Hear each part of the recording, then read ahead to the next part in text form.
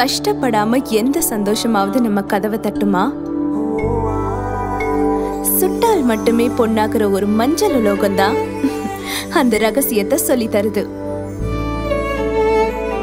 நாம வாழ்க்கையில சந்தோஷமா இருக்க ஏதாச்சும் ஒரு காரணம் தேவைப்படுது.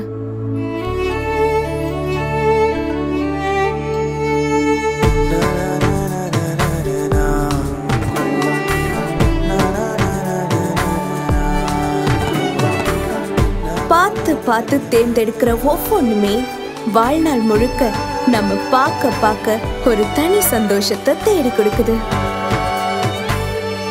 பொன்னகையை அள்ளி அள்ளி கொடுக்கும் பொன்னகைக்கு சரியான தேர்வு நம்ம எஸ்பி ஜுவல்லர்ஸ்.